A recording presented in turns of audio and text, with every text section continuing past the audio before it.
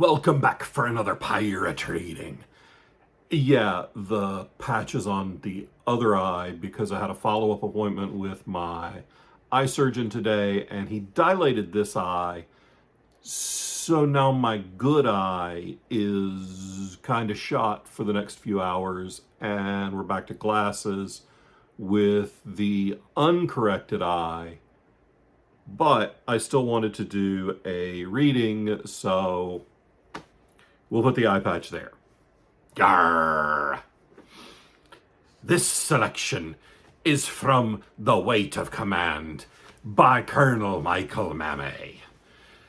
It's a military science fiction with lots of adventure, lots of explosions, and this very first section from the opening of the book has explosions both internal, which you'll understand very shortly, and external.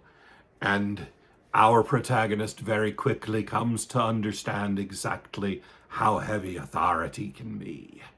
And no, I'm not wearing my do-rag because I'm having a pretty good hair day and I'm a Leo, so you're gonna get the locks, ladies and gentlemen, and NBs. Chapter 1. The war started while I sat on the toilet. If my mother heard me say that, she'd tell me it wasn't ladylike. But she's not here, and I'm not a lady. I'm a soldier. A soldier who ate grilled pork from a local roadside stand, which makes me a stupid soldier.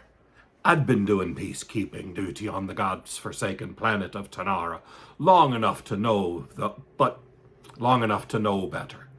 But since that poor culinary decision saved my life, living with a little dysentery was probably a small price. The sound came first, a deep thump in the chest.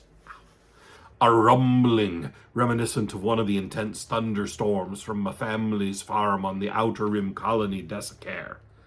A short time later, the prefab latrine shook and dirt scattered from the ceiling. I scrunched my face trying to hold off a sneeze. Maybe it was a seismic event. Except Tanara didn't have those, and it rarely had thunderstorms. Whatever it was, I didn't want to be sitting there with my pants around me ankles waiting to find out. Footsteps slapped on the raised walkway between the latrine buildings, and I rushed to get my pants up. Shouts sounded in the distance. I couldn't make out the words, but they had an urgency that started my heart pounding. A chill ran up my spine despite the heat, and I didn't think it was the food poisoning. Something bad had happened. I was sure of it.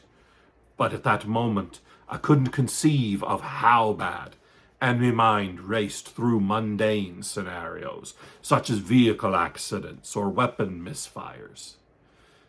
If only.